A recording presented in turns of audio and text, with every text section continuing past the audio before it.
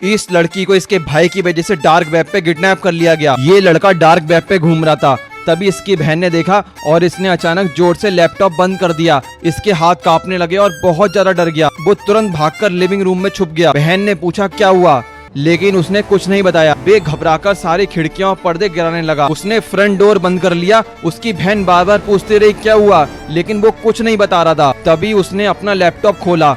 जो उसने सामने देखा उससे उसकी सांसें रुक गईं। किसी ने उसके घर की फ्रंट फोटो उसको भेजी है और साथ में उसकी बहन की फोटो भी उसको भेजी थी। लड़की डर के मारे कांपने लगी, तुरंत अपने पापा को बुलाने जा रही थी, लेकिन उसके भाई ने उसका हाथ पकड़ लिया और बोला नहीं कि मैं डार्क वेब स्क्रॉल कर रहा था तो मुझे बहुत डांटेंगे। वो उस रात सही से सो भी नहीं पाए और अगले दिन डोर बेल बजी। दरवाजे पर एक आदमी खड़ा था जिसके पास पुलिस का बैज था। उसने उसके पापा से कहा आपके इंटरनेट से कुछ गलत एक्टिविटी हुई है, इसलिए सावधान रहिए। पापा ने कहा उन्हें कुछ नहीं पता और वो आदमी चला गया।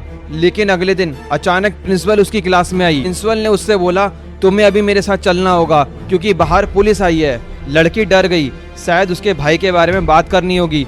लेकिन जैसे ही वे ऑफिस पहुंची उसने देखा वही आदमी खड़ा है जो कल उसके घर आया था। वो आदमी उसको देखकर मुस्कुराया और बोला तुम्हारे घर में इमरजेंसी है, जल्दी चलो मेरे साथ। उसने लड़की का हाथ पकड़कर बाहर जाने की कोशिश करी। लड़की डरी हुई बोली क्या हुआ, मेरा भाई ठीक है ना? लेकिन उसने कोई जवाब नहीं दिया। प्रिंसिपल बोली बेटी ये पुलिस वाले हैं, इनके साथ चले जाओ। जब वो उसके साथ जा रही थी उसने देखा इस कार पर तो पुलिस का कोई निशान ही नहीं है। उसे थोड़ा अजीब लगा जब वो सीट पर बैठी और वहाँ पर कोई हैंडल भी नहीं था। तब उसे समझ आ गया वो फंस चुकी है। उसने डरते हुए पूछा आप लोग मुझे कहाँ ले जा रहे हैं?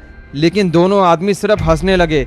लड़की रोने लगी प्लीज मुझे मेरे भाई से मिलना है। तभी पीछे से पुलिस की असली कार आने लगी। दोनों आदमी घबरा गए। एक पुलिस वाला उनकी गाड़ी के पास आया। लड़की चिल्लाने वाली थी, तभी उसने चाकू निकालकर लड़की के पास रख दिया। पुलिस वाला खिड़की से अंदर झांकने लगा। लड़की को रोते हुए देखा तो उसको थोड़ा शक हुआ। लड़की इशारे में मदद मांगने की कोशिश कर रही थी, लेकिन तभी उस आदमी ने उसे भतीजी बताया और बताया कि वो इसलिए रो रही है क्योंकि उसको मैकडॉनल्ड नहीं मिला। चाकू लड़की की स्क्रीन को काट रहा था, इसलिए लड़की कुछ नहीं बोली और पुलिस वाला उन्हें जाने देता है। अब लड़की को लग रहा था कि उसकी जिंदगी पूरी तरह से खत्म हो चुकी है और वो कभी भी अपने घर नहीं आ पाएगी। लेकिन तभी उन दोनों गुंडों में आपस में लड़ाई होने लगी।